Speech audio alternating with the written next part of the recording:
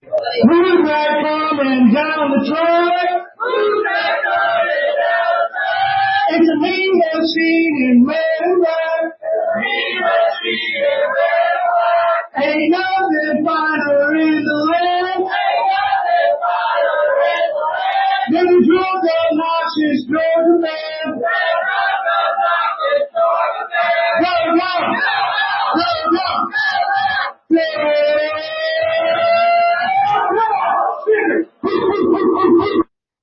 What's up, y'all? This is John, Mike, and Caleb back for another episode of the Nothing Finer podcast.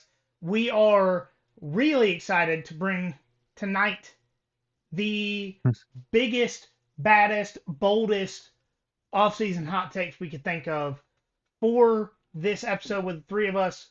For the, 38th week in a row, one of us or all of us have something to do on Thursday. Yeah. So we're doing a big episode on Wednesday.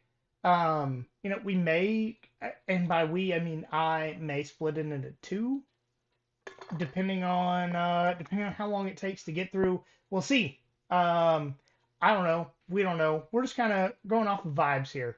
If it will do it live. Yeah. And I need you guys to convince me that the vibes are high, because in my brain they're very much not. I just lost my shit for way too many minutes with you guys, complaining about stuff that in the grand scheme of things doesn't really matter, and I know that, but it's still, I'm still highly upset about it. So y'all convince me that everything's all right. Look, the vibes are high. The three of us have not done this together since World War II, I think. Or AKA before the Sugar Bowl. Yes, that's the same thing. So it's nice to have us all here together again. Also, it is May 4th. May the 4th score in 7 years ago. That famous quote from Spock that everybody uses for this. Or depending on your time zone and when you're listening to this today, it might be Cinco de Mayo, which is fun. Get your drinks out and celebrate the day that a bunch of Mexican colonists led by Jorge Washington went out to a Spanish ship and dumped a bunch of mayonnaise in the Gulf of America. That, cheers to that. It's going to be a great day. All right. Caleb just triggered every single person that could possibly be listening to this. So we're gonna take it from the top. May the 4th. Did either of you go and watch the remastered or just new or just original Star Wars Episode 3 Revenge of the Sith in theaters? I did not. I have seen a woman naked, so I also did not. Whoa. I haven't. Whoa. I haven't watched a Star Wars movie all the way through, I think, ever. So no. I actually am kind of a Star Wars geek myself. So that was before people get mad at me for saying that. That was a joke. I enjoy them. I did not go to the theater and see it just because I didn't have time. I would have. It's my favorite of the Star Wars movies. That is the best Star Wars movie, right? Oh yeah, it's got all of the memes in it. It's got all of the emotional stuff in it. All right, not just memes, but from the perspective of someone, we're about the same age, right? So we grew up when we were kids with the original trilogy. Yep. And then eventually got into the prequels. Yeah. That was the movie that tied everything together and made it make sense without your parents giving you all right, so we're going to see this movie and here's how it makes sense. This was the nice shiny bow that Macy's tied on that present kind of thing. Yep. It's even better if you pretend Attack of the Clones doesn't exist. But if you replace Attack of the Clones with the Clone Wars cartoon, it doesn't change. Which Clone Wars cartoon are we talking? Are we talking the full series that's on Disney Plus? Or are we talking the old school McDonald's gives you a DVD of part of it, and when you put it together, it's about 2 hours long? So we are talking the McDonald's DVD plus the Cartoon Network cartoons minus the Disney Plus additional ones that were released 2 years ago. Yeah. Okay. I see. Gotcha. Yeah. Cool. So we're talking original 90s and early 2000s cartoons those replace the Attack of the Clones movies. 100%. Gotcha. I'm 100% good with that. You know, I've got those saved in my Plex server in my Star Wars collection for a reason. So Yeah. No, I did go and see the movie. I think I've talked about this multiple times on the show before. I'm a huge nerd. Like when it comes to Star Wars, when it comes to Lord of the Rings, like I will go see everything in theaters. I may not be happy about it by the end of it, but I'll go see it.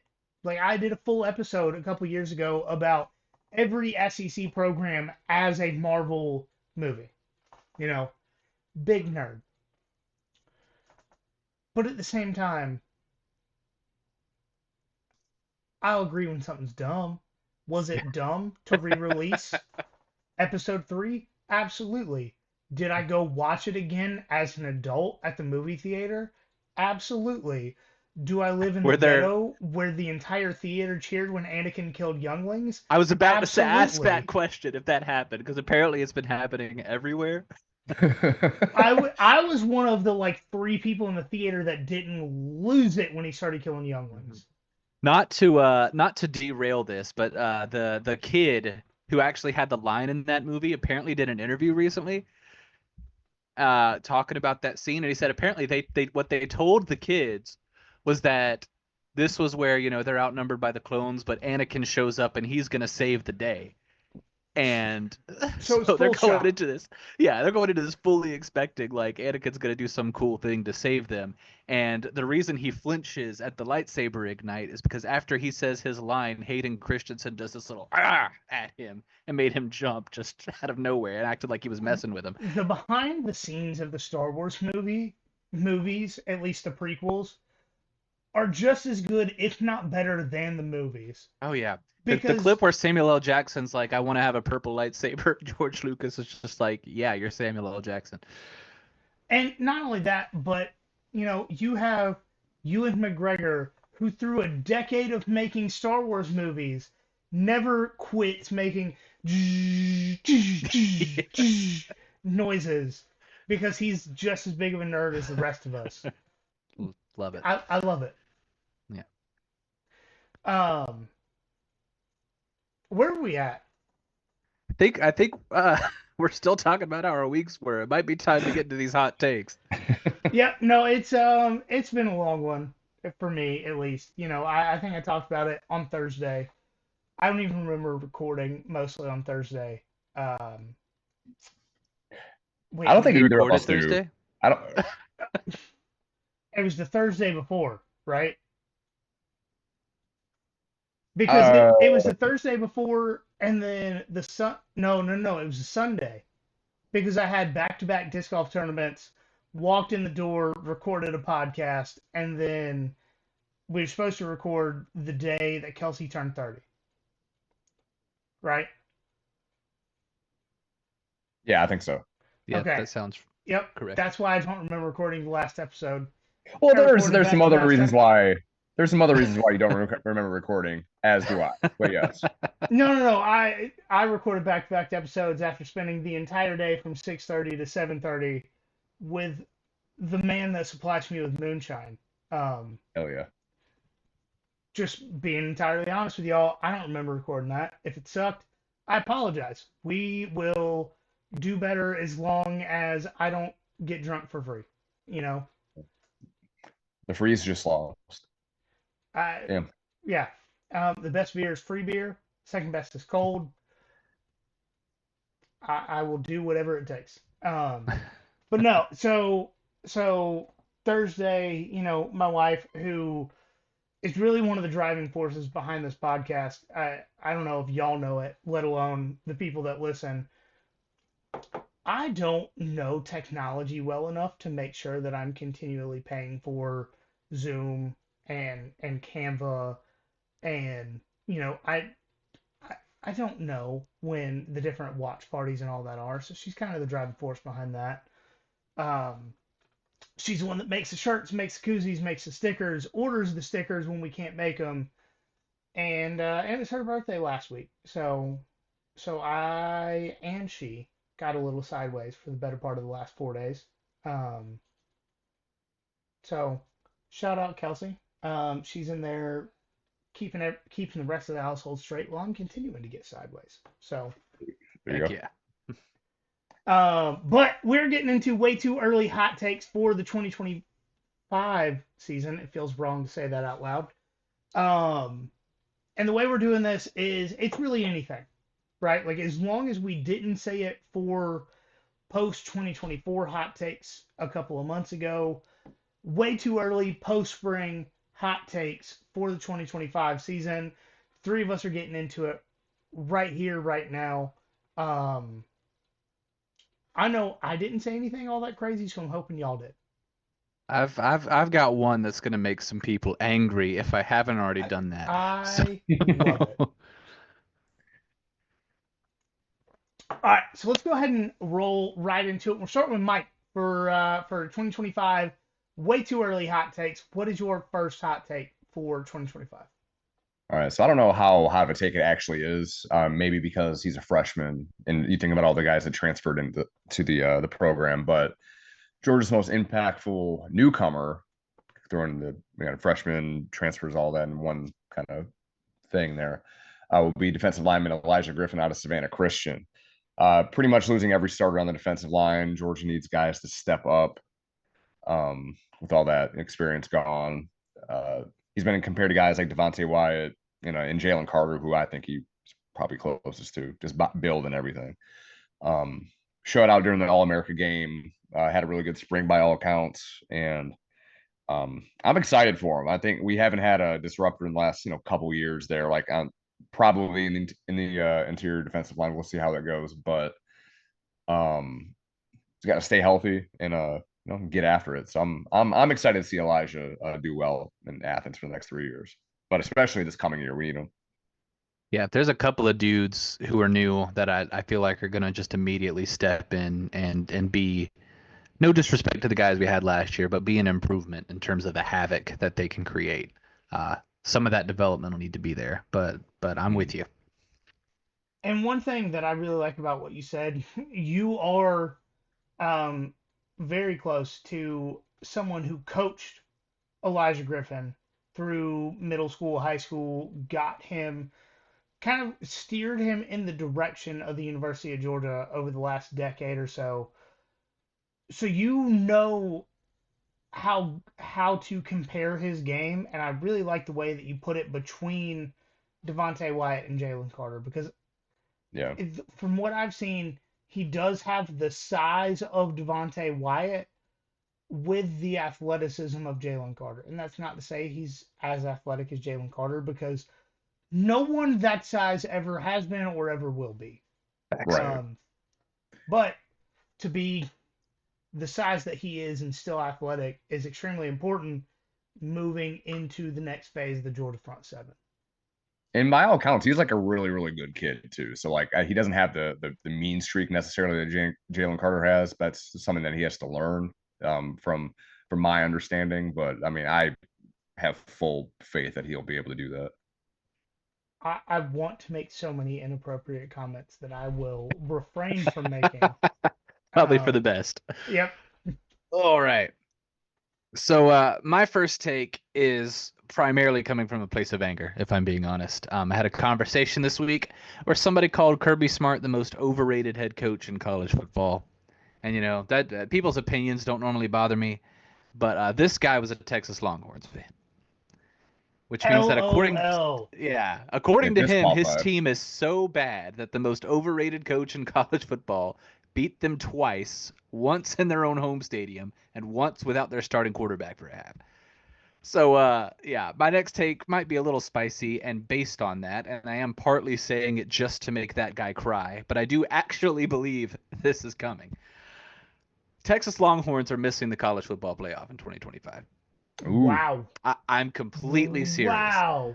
That is ghost pepper spicy. Yeah. They're going to lose to Georgia in Athens. Obviously. They're going to lose in Gainesville. Obviously. Ooh. And they will lose one more game that they shouldn't lose, like an Oklahoma or a Kentucky, just something that they really shouldn't lose. Well, all of their, they had, a great home slate last year. That stuff is flipped the other way. So that's Yeah. what I was kind of going toward that as well, but you beat me to it. And Yeah, that Like that. a real spicy game for Texas that I think a lot of people are sleeping on based on their last season is Mississippi State. And I yeah. know, look, if y'all have been listening since our very first season, I have been significantly higher on Mississippi State than pretty much anybody, anywhere, including Mississippi State folks. I know that. But when's the last time Mississippi State has been healthy going into their biggest game of the season? Hasn't really happened in a while. It has never really happened. And if I'm remembering correctly, Mississippi State is playing Texas in their first SEC game of the year in Starkville, and you're telling Arch Manning that his first road game for the SEC is in the Stark cowbells. Vegas with 100,000 cowbells losing it? Yeah. I'm looking at it right now. So Texas football schedule, they start at Ohio State, obviously in an SEC game, so that doesn't matter. Oh, I didn't even think about that one. Yeah. Oh, yeah. They might lose 4 games this year. All right, what's their first SEC game? It's actually at Florida, October 4th. Oh. No easier than Mississippi State. Yeah. Yeah. So one might argue considerably harder. Yeah. Right, and one might argue their second most difficult game of the season away from Austin.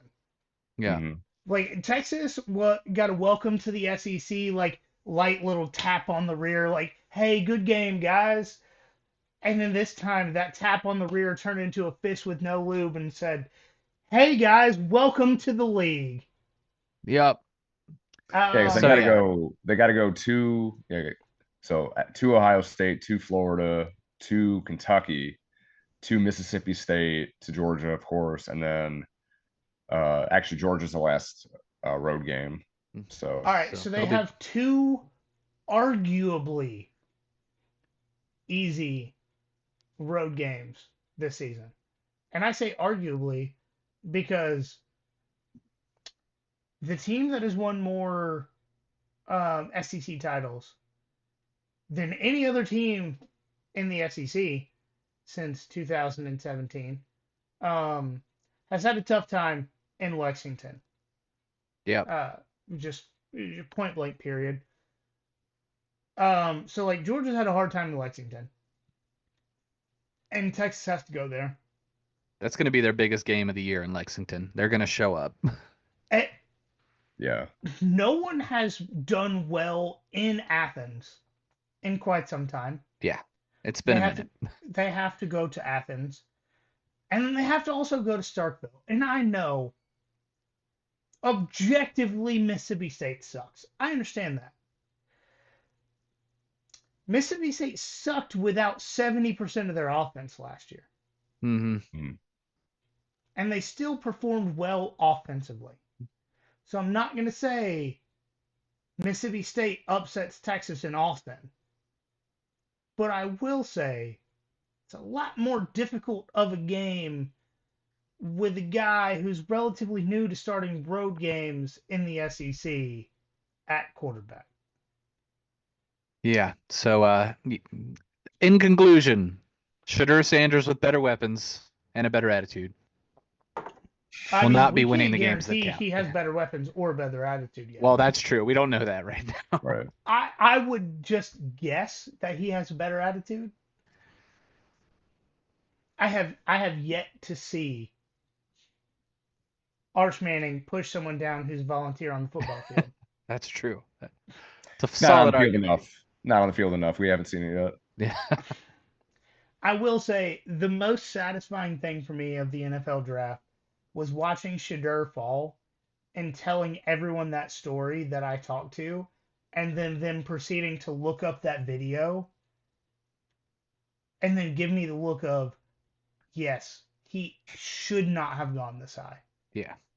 Well, like throwing up your whole offensive line under the table as well, or under the bus as well, is not a good look. I mean, not a guy. I think it was me and you, Mike, that talked about it. I don't remember if Caleb, you were on this episode or not, but I lost it for like 15 minutes about Shadur Sanders just trashing this freshman student volunteer at Texas Tech for picking up a football that he spiked. Like, Shedeur spiked the football, the student volunteer picks it up. Shedeur pushes the guy to the ground, and Shedeur's personal security goes and, like, harasses this kid who's just happy to be on the football field at Texas Tech. And Yeah, I remember this. It was quite a long tirade for a good reason. Yeah, and you know what happens to Shedeur Sanders, the kid who's already a millionaire, whose dad is not even arguably one of the greatest defensive backs in the history of the football?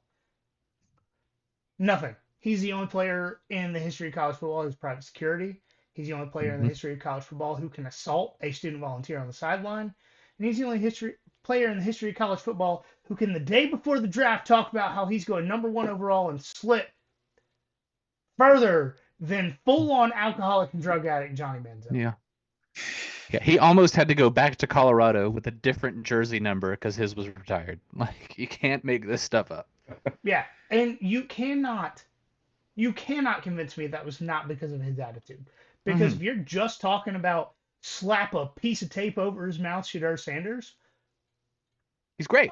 You can legitimately have an argument he's better than Cam Ward. Yeah.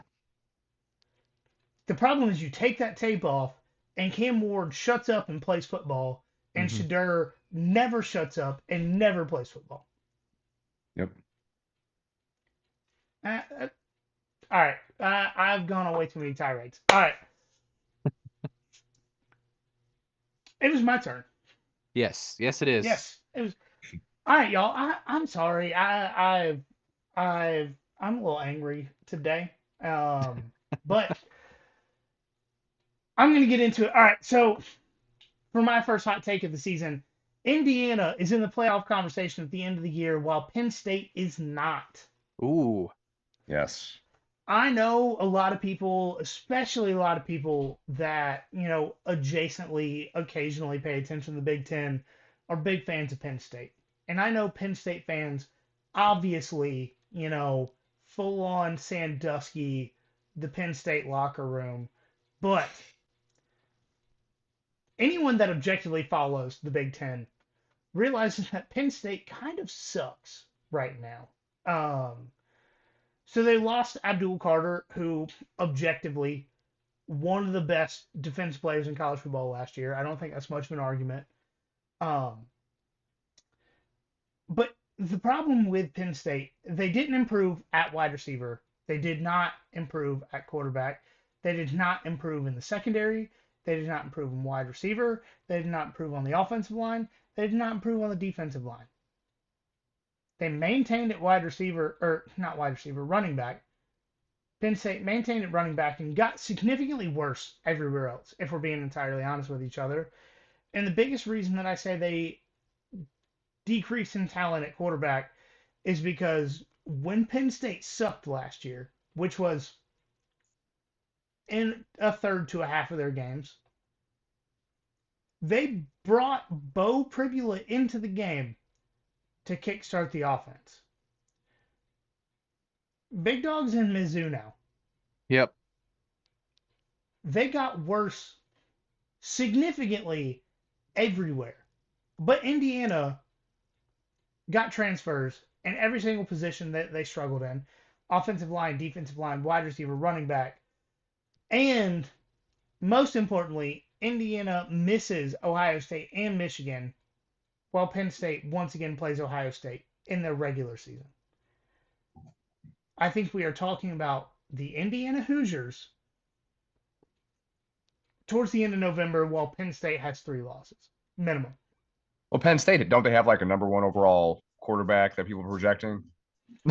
If people are projecting, the same people that projected Shedeur Sanders to go #1 overall are projecting Drew Aller to go #1 overall. The same people who projected Carson Beck to go #1 overall. You remember when Jamie Newman had 1-1 aspirations? Didn't even go 1-1 the Those CFL. are the Drew Aller hype folks.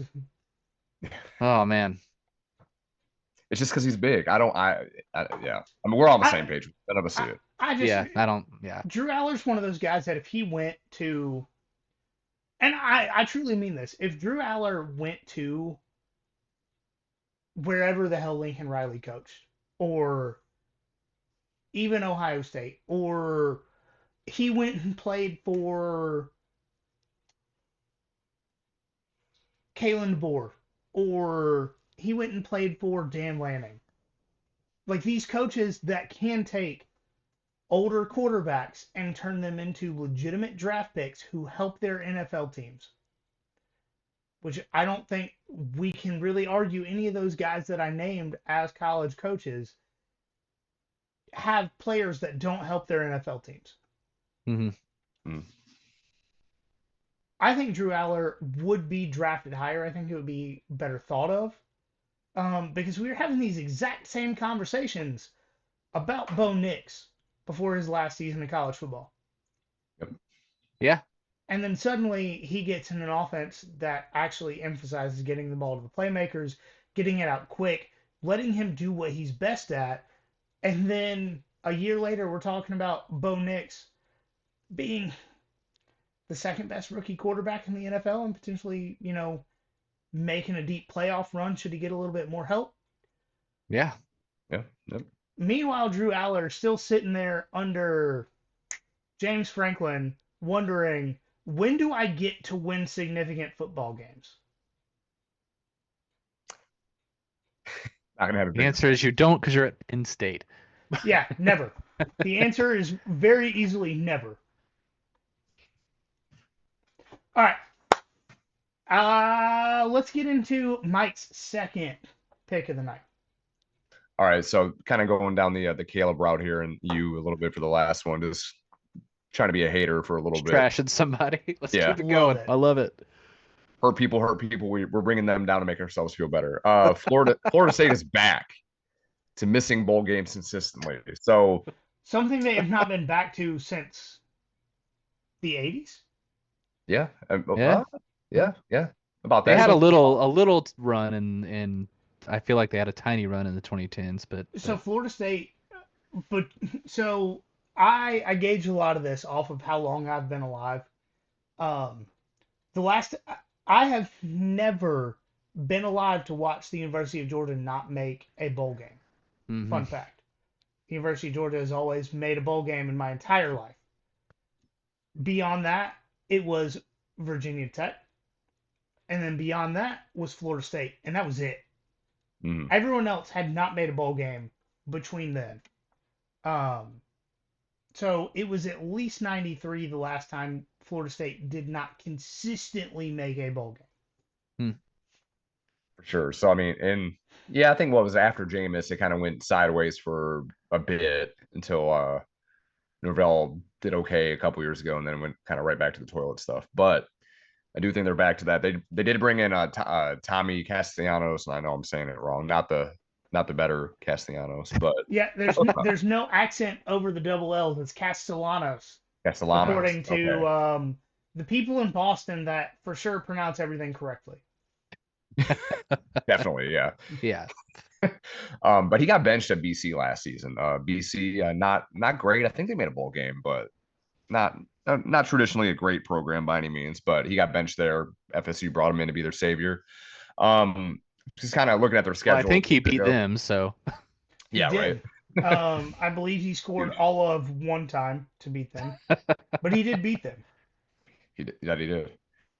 Looking at their schedule a little bit, just counting that, the only surefire wins they have: East Texas A&M, not even the real Texas A&M, East Texas A&M, Kent State, at Virginia, and then at home against Wake.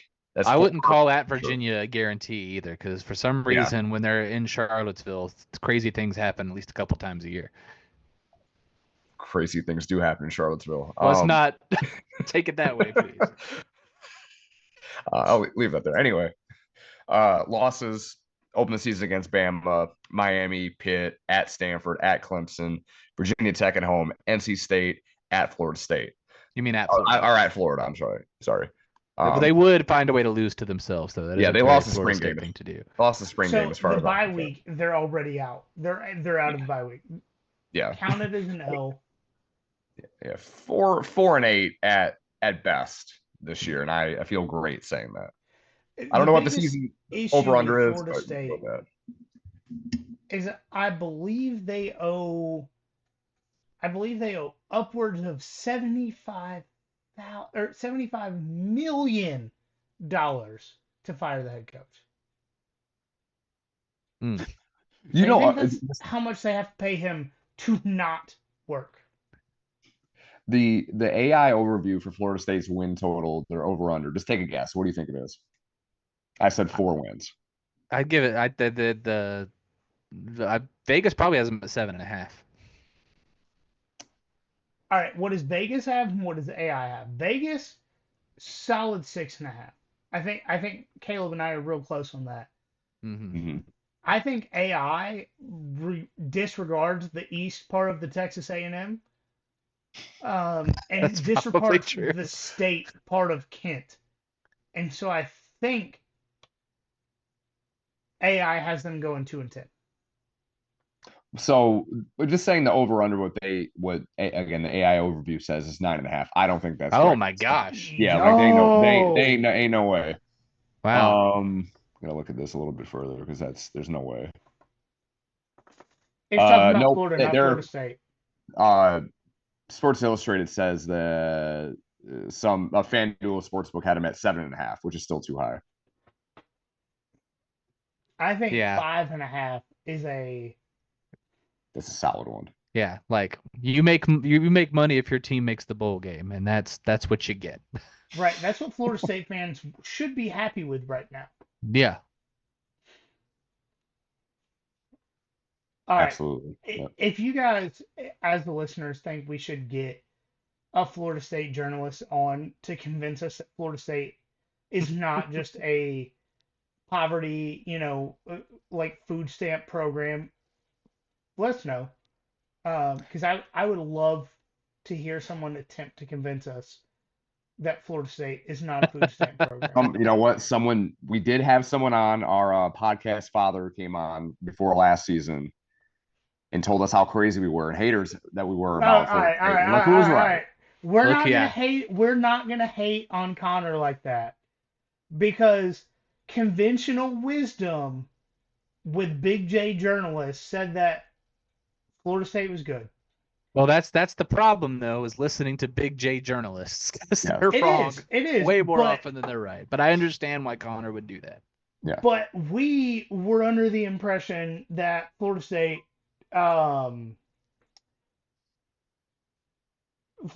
was closer to a trade school than a competitive school. Mm-hmm. And we were correct. We were correct. One thing last year. Yeah. Being soft enough to claim championships you didn't win will do that to you. Yep. Claim undefeated seasons you didn't earn will do that to Unconquered. you. I believe that we had a big laugh at that last year. We sure did. Time. We sure did. Yeah, I'm not. There are a couple of people that I will not rub in the face that we were right and they were wrong, especially considering some of those people that I have seen in person and already rubbed it in their face. So Caleb. Yeah. Are you? Let's do this. Ready? Well, I am ready. So this one is my Georgia focused one, since that is what we do around here. And hopefully it makes some sense. I don't know how hot it is, but I feel like just the name value will get some people to like open their eyes and be like, wait, what? Gunnar Stockton, by the end of the 2025 college football season, will be looking a lot like 2022 Stetson Bennett. And I mean that as a compliment for the couple of you who are still out there trying to pretend that Stetson Bennett with a different team wouldn't have won. And I do just want to emphasize that we're talking 2022 with arguably the highest bar outside of, I don't know, like 2019 Joe Burrow and yeah. And like Vince Young going into that championship game, and like we're talking maybe a handful of college quarterbacks who played better in their championship game than Stetson Bennett did in 2022. Yeah. So it's All right, that's I specifically said. That's what you're talking about.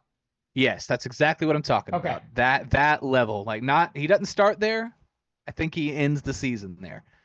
Uh which if he does it early enough would be very, very good. So I think when you compare Gunnar Stockton to Stetson Bennett in 2021, they're both solid dual threat quarterbacks who are coming into the season with some starting experience they didn't expect to have. A couple of big wins, and one in Gunner's case under their belt. The difference between them, and I know I said 2021, that's not a typo. Difference between 2021 Stetson Bennett and Gunnar Stockton is that Gunner is arguably, and I mean this as no knock at Stetson because this dude grew and improved like crazy. Arguably, Gunner Stockton is starting with a little more talent naturally. Yeah. Like He's already got Gunner's talent or the talent around him, because I think both are solid, easy arguments. both are an argument. Gunner Stockton doesn't have Brock Bowers around him, which All right. dampens that a little bit. Very but fair point. Yeah. but More lad, yeah, yeah. but I think his talent itself is a higher level than what Stetson's was going into 2021. And he's already got the team completely behind him. Obviously, we can see that. He spent and will spend this entire offseason as the guy, which was kind of the main thing holding Stetson back in 2021 as he was still actively competing. And this guy, Gunnar Stockton, clearly and decisively beat out the 5-star that was gunning for his job, something Stetson Bennett did not do, which is why I think he's ahead of Stetson's first like real shot as a start. I don't count 2020 because nobody should. And I think by the end of the year, he's going to be that level of quarterback. A lot of talking heads in the media, the capital J journalists we were talking about, a lot of them view Gunnar Stockton as a question mark for some reason. And the only real question I have about Gunnar Stockton is how are these new receivers going to come out and play for him? Spring game seems to indicate pretty well. So I am super high on Gunnar, to the moon on Gunnar, and that's not just hopium, that's just observation. Love it. And I actually, my next hot take is slightly adjacent to yours. It is a Georgia hot take, but the big thing here is I think the defense bounces back in a huge way, and so I'm going to get into the stats of how the defense performed last season and all that good stuff. But I think one of the big reasons that the defense plays well this year is because the defense is playing for someone they believe in. Mm-hmm. And we don't necessarily want to dance on Carson's grave within Athens, but it was pretty clear after he was not the guy at the end of that game in Atlanta that most people on the team did not like him. Yeah. And it's so far fairly clear in Miami that most people do not like him already. His girlfriend spent 5 minutes with him and decided that was enough. Yeah. Not only that, he has the president's granddaughter talking mad trash about him at a. All right, I'm not gonna laugh because we're not gonna dance on his grave. Right. We're not gonna dance on his grave. But the amount of people that have publicly said that they don't like him since he got to Miami is a lot more than the people that have publicly said they don't like him while he was in Athens. Yeah. It's tough. Just a factual statement. And subjectively, the people in Athens didn't act like they liked him all that much to begin with. Anyways, so defense side of the ball. I think Georgia bounces back on defense, and what I mean by bounces back is not that they were terrible in relativity to the rest of college football last year, because they were 30th in total defense, 23rd in scoring defense, 36th in rushing defense, and 38th in passing defense last year. What I mean is that none of that is close to the standard that the University of Georgia has set since 2019 football season. When we are talking about beyond 5 years, that is the standard. We're talking about multiple classes. And that is by far the worst. Yep. So one of the big reasons that I think Georgia's going to bounce back this year is while they did lose some guys on defense, and I know 3 first-round picks, everybody thinks that's the worst thing in the world. Ask the 2022 University of Georgia, including Jalen Carter, how that works. Yep. But they're replacing those guys with a constantly improving over the last couple of years, Dalen Everett. I know I am probably publicly the biggest detractor for Dalen Everett. I'm in. I am bought in on Dalen until I get proven wrong from this point forward. I hope y'all hold me to that, both you two and the people that listen to us. Until proven wrong, I am a Dalen Everett fan. But in conjunction with Dalen Everett, you have KJ Bolden, who impresses a true freshman, Ellis Robinson, who we asked for to get more playing time all throughout the year, and a few different starters at defensive back through the rest of the. I mean, we're talking Kyron Jones, we're talking all these other guys that have been 4 or 5 stars throughout the years that are finally getting their opportunity to play for the University of Georgia. And on top of that, have either of y'all ever had any questions about the linebacker room for the University of Georgia? No. No. Can't say I have either. Arguably, more clear starters than they've had in about 5 or 6 years.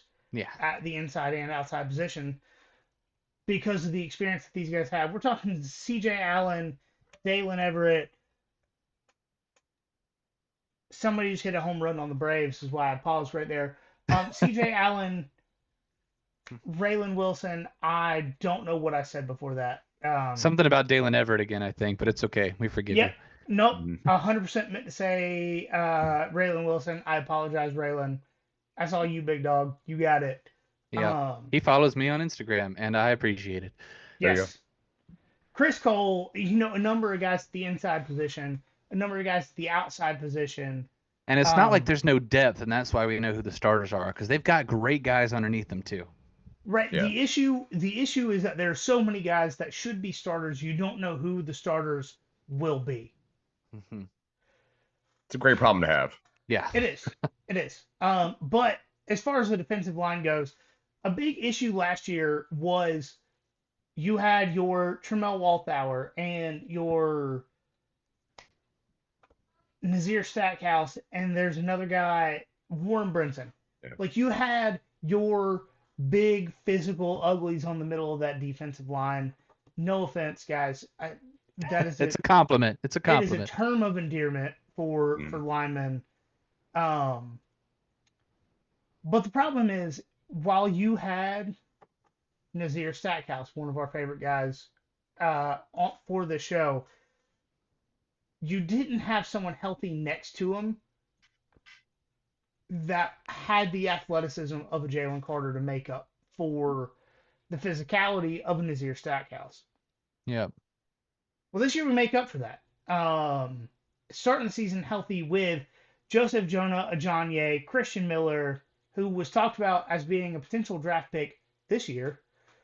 You have Xavier McLeod. You have a number of guys that are known to be physical presence on the inside of that defensive line that just weren't healthy last year, didn't know the defense all that well. And, man, I think this is I'm not going to say a 2021 level defense. Best defense in the history of college football, if you ask me, and if you ask most people. But I think you're leaning towards 2022 with the difference. The biggest difference being you have the experience in your Christian Miller and your Xavier McLeod and your C.J. Allen and those type of guys, while at the same time, the person next to Xavier McLeod, Joseph Jonah Ajonye, or Chris Cole, or any of the other guys that were so impressive as true freshmen, they cracked Kirby Smart defense. And that, to me, is a huge difference, is that you have the experience to tell the guy next to you what to do, but the guy next to you is physical enough to tell someone who's 24 years old, sit down, this is my time. back. There we go. Oh man. I'm trying to not go for too long on these, and I know I'm failing at that. No, it's all good. All right. So my last one, kind of the opposite of the hater thing, and I feel dirty even going down this route, but You should feel dirty. I need you I to go take I a really shower. I definitely do. Feel like I stink. Anyway, Florida's going to be in serious contention in the SEC when it comes time for the cocktail party near Halloween. Just again, looking at the schedule, I know it's early May and this is going to change radically, I'm sure. But wins against Long Island. Didn't know they had a football team. Big win. Big win. Huge win over Long Island. Yeah. MJF's going to be pissed. Yeah. Shout out to the 3 people who get that joke. Right, All right. South Florida at Miami, at home against Texas. Oh, yeah, they're winning that game. Yeah, I mean the only surefire, well, not even surefire really, but the only loss I can see them really having before the Georgia game is at LSU, and that's I think that's their is Mike high on LSU again? No, it's just the fact that it's how many times you gonna get bit by the tiger before you realize it ain't ready? It's just playing in Death Valley. I don't know. I mean, Death Valley at night is very possible with that game. I get it. Death Valley at night is definitely not Georgia at night under Kirby, but it's all right. Big facts. More LSU losses at night have occurred under Brian Kelly than Georgia losses at night under Kirby Smart. And Kirby's had a several-year head start. Yep. But yeah, so what was that? 1, 2, 3, 4, 5, 6, 6-1 going into the cocktail party. That's good. Great because that means we get to crush their dreams. Yes, absolutely. I don't think none of us are going to pick against them there. But after the cocktail party, you have to go to Kentucky, to Ole Miss, at home against Tennessee, at home against Florida State. So they Tennessee could very well just became a much more winnable game for Florida. Yes. So Florida has. I'm not going to say they're going to go to Atlanta by any means. Although that would be fun to play them again. They might be this year's Ole Miss though, sitting just outside of that playoff pocket. Yeah, but Sunbelt Billy, I'm sure will do something to F that. That's true. He always does. Yeah, always life finds a way. What's going to be his version of Lane Kiffin losing to Florida and getting himself out of the playoff? That's the question. Oh, it's got to be at Kentucky. I guess so. It's gotta be at Kentucky or Florida State. Nah. Come on, even Sunbelt Billy doesn't lose to Florida State at home. Here's the issue: is that I think this year's Sunbelt Billy is a lot. I think this year's Florida State is a lot closer to last year's South Carolina than any other team we can think of. Ooh. Of your defense is impressive in parts, and your offensive line objectively is awful, but you have a good quarterback and one good skill position guy, and they're going to carry you to playoff argument. Yep.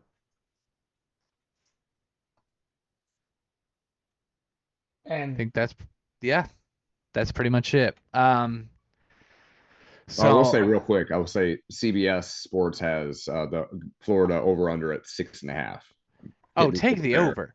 Take the over if you're listening. If you wanna bet good things for Florida, which I don't recommend doing, but if you do. But if you bet against Georgia in that 6.5, you'll probably make money regardless. Mm-hmm. Yeah. Either way. All right. So my next take isn't so much about what happens on the field, and is more about sort of the state of college football right now. I think after the Nico situation, come December, we're going to get the fewest big name transfers that we have seen in that window.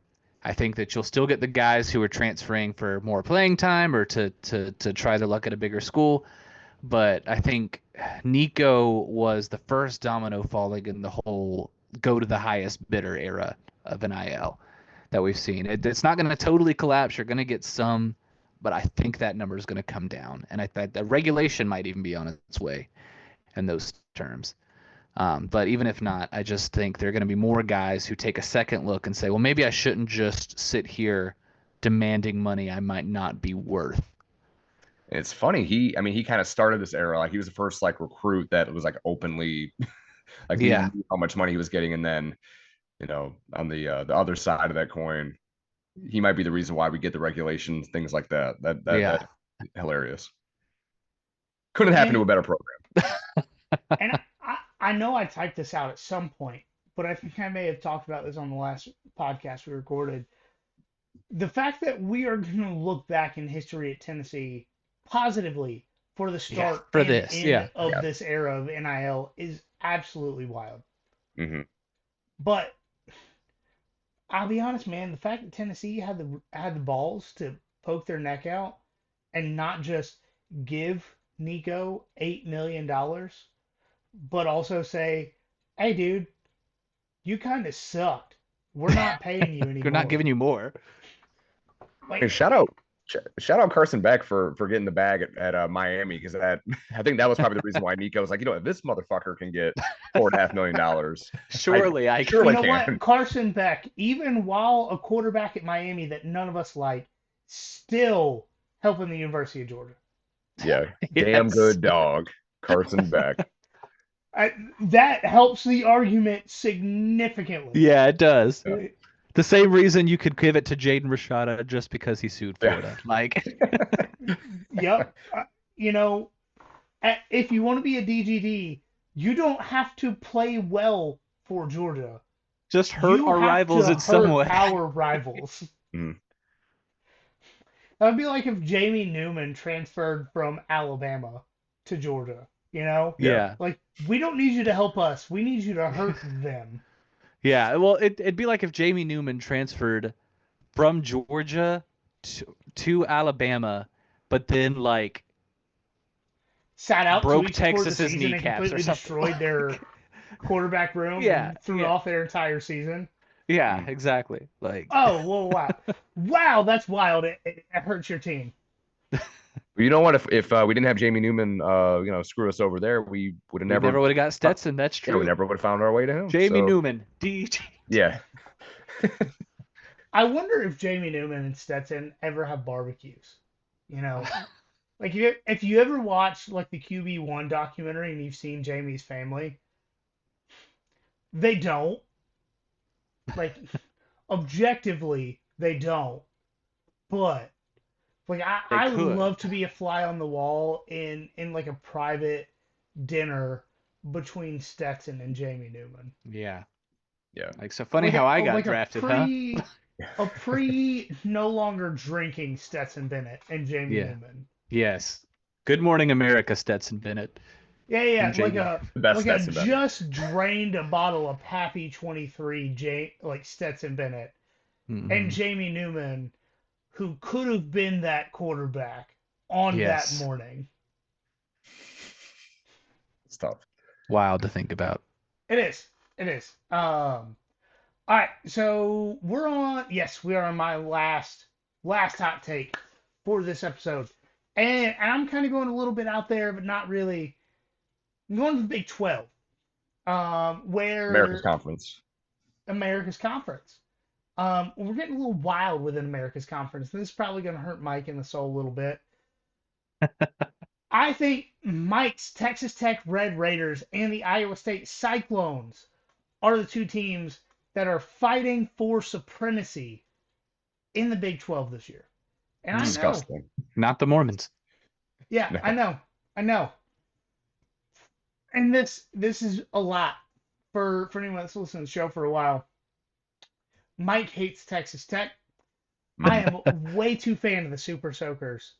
Look, we have, for a Georgia-centric SEC podcast, we are way too bought in to the Big 12.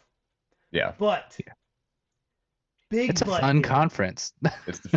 Big butt here, unlike anything you're going to see in Utah. So, we're talking about returning production, right? And Iowa State has the number one returning production in the country. And I know, look, guys, I am not stupid. I may drink a little too much when I record the show, but I'm not stupid. I know Virginia Tech and being leading the country in returning production got me in trouble last year. Boy, did it. Yeah. I understand that. Here's the Iowa difference. State's returning production is actually kind of good. Right. Iowa State played for their conference title last year. They won the Pop-Tart Bowl. And they are returning the most production in college football this year. So I feel a little redeemed with bringing that stat back. But. Well, don't feel that until it works out. Well, it fits my narrative right now, and that's what we're going with. I will say when we go into Texas Tech, it doesn't really match that narrative, except for last year the teams who made the college football playoff are averaging 56.8 in returning production. And if we're going to point out specific teams in that, Texas Tech is 70th. Ohio State, 70th last season. Not, but obviously there's a lot of difference there. But if you're going to try to make me feel stupid, Ohio State was 70th last year. Below halfway. So, Texas Tech also brings in the second highest rated transfer portal class after. About to ask if they have a bunch of transfers like Ohio State did. They do. They are. Apparently they do.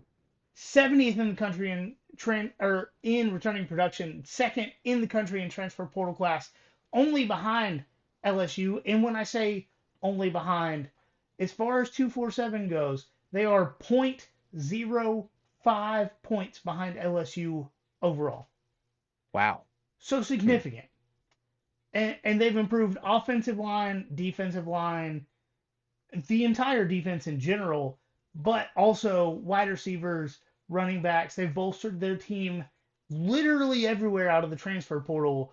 I don't know if they got Kane Lippen or something to coach in Lubbock, but they are like this Texas Tech team seems like they should be good. If they disappoint us like Ole Miss, they have Kane Lippen is where I'm at. I will say Texas Tech has disappointed us before, so let's not put it past them. They have. Mike, would you care to emphasize any of the Texas Tech disappointment? Yeah, fuck Texas Tech. I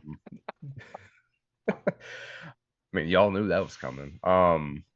I will say with Texas and Oklahoma leaving, you would think that some team in the state of Texas would kind of fill that power vacuum and just pump a bunch of money into their program so they can be, the best team in the Big 12. And it makes sense that, there's nothing else to do in Lubbock, Texas.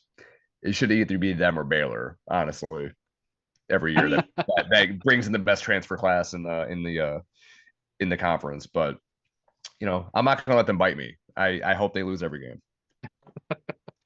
The weirdest part about it to me is when someone's asked, like when you ask about oil money in Texas, you assume, just off the top, Dallas, aka Baylor adjacent, not like within a couple of hours, right? I guess like Atlanta to Athens in Texas terms. And then you assume Houston, who they have a university. They're known for oil and money and stupidity. They had a team called the Oilers to be good at college football. Yeah. Apparently they care more about basketball over there. Basketball school, yeah. And then, if you come back to it, you're like, man, who's actually in Dallas for college football? SMU. SMU, who, as a city, we've already funded to break college football rules before. Why don't we just give them millions of dollars to be good again? Yeah. And they don't. No, I mean they were in the ACC championship game last year. That they were. And in the playoff. Didn't do anything. Suddenly, but they're like, hey, y'all, let's just, I don't know, man, let's give like $15 million to Texas Tech. Maybe they'll do something. Could you just sidebar? let's take a moment to imagine, rest in peace, Mike Leach, with a $15 million roster. Man. Imagine if Mike Leach 12,000 had passing gotten yards in one season. Yeah. if Mike Leach had gotten Emeka Egbuka or Jeremiah Love or any of these guys, it's over, man. Mhm. It is. It is. We are talking about a situation where we have to exclude this receiver from every conversation about receivers ever again, period. Yeah. He We're had talking about Michael like, Crabtree. He was hey, crazy. I understand Jeremiah Smith finished a 3-year career with 20,000 yards receiving and 200 touchdowns. But next, Yes. and we got robbed of that because Mike Leach's heart just knew he couldn't take being the greatest coach in the history of college football, you know. Yep.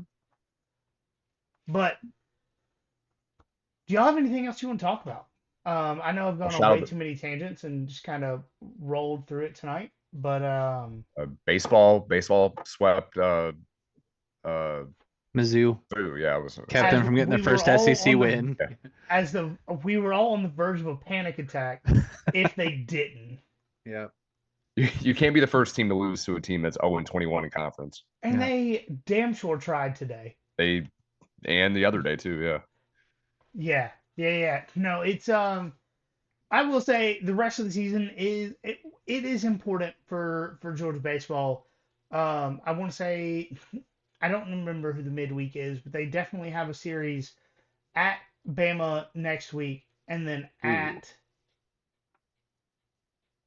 that was not an out. I hope they challenge that play. But they have a series at Bama next week. Texas A&M at home the week after. If I'm off a week, sue me. I have 2 million things going through my brain at the same time. Yeah, no midweek this week. It's all home at the way at Alabama, then home at Texas A&M, and then it's the SEC tournament. So that's all we got. Perfect. 2-weekend series. All right, so you win. You already swept Mizzou. This was your off week. Sorry, Como. You're naked. You suck. I don't know what else to say. Como's naked. But Alabama is ranked. Texas A&M, if they're not, they probably should be. If there's a strength of schedule in college baseball, they have the number one strength of schedule in college baseball. While they sucked for the first month of a 4-month season, playing 4 games a week, they've kind of turned it around. They're getting close to 500 in SEC play. They are a legitimate team. Mm-hmm. Georgia has to win that series at home at a minimum to host a regional and super regional. I think they're to the point where they're going to host a regional point blank period. Yeah, they're pretty set in. But without a couple of things happening or winning the Bama series or some other things happening, I think they still need some help to host a super regional. And winning both Bama and A&M series would do that for They them. would do it. That would be huge. But we are still in a wait and see period on that. I think that this weekend was up until the Sunday game, was a big get right series for Georgia. We'll just kind of see. Anybody that's played any sport know you go hot and cold at any particular time, especially hitting baseball, which is the hardest thing to do in professional sports. Yep. You can argue with the wall on that. Most difficult thing to do in professional sports. But Georgia's the most difficult thing to do in professional sports was tackle Brock Bowers. Okay, now that Brock Bowers is not in college, the hardest thing to do in professional sports is hit a baseball. Because I still, tell me that to this day, it is not harder to hit 106 mile an hour fastball than it is to tackle Brock Bowers. I've never tried to do either, so no comment. Same. Yeah. bro, like I don't know if you just bite the inside of his thigh hard enough, he's going down. Will he though, or are your teeth gonna break? I don't know, All right, but this is but getting off the rails. it is way off the rails. But I can tell you that I've been to a lot of baseball games, and it doesn't matter how many I've been to. The best baseball player I've ever seen in one particular game still went like 3 for 5. Yeah. I would be willing to bet most people can tackle Brock Bowers. Most professional football players can tackle Brock Bowers 3 out of 5 times. Yeah, that's probably accurate. Yeah. You know, I don't even remember where they're at. But that's that's gonna do it for this episode of the Nothing Finder podcast. I, as of right now, do not believe we will be recording an episode on Thursday. But kind of see how Sorry, it shakes guys. out. Got to go see Lincoln Park and cross that off my bucket list. Okay, first off, where is that concert? It is in South Carolina somewhere. All right, I'm probably not going. I don't like to go to South Carolina for anything. That's fair. But so this is the episode for the week. We will eventually get back to recording 2 a week, but until y'all share it with your friends enough for us to start actually making money off of it and not losing money on it, we're gonna live our lives. Sucks to suck for y'all, but when I lose money on it every month, I'm just gonna kind of do what I want and record when I have the availability. So follow us on social media to help us get to that point of where I put off my friends and family and hopes and dreams to record for you guys. At nothing.finderuppod on Instagram, at finderpod on Twitter, Facebook, YouTube, TikTok. Just look us up. We will show up there. And most importantly, as always, y'all remember there's nothing finer in the land. And a drunk, obnoxious And Georgia fan. Biting Brock Bowers' thigh.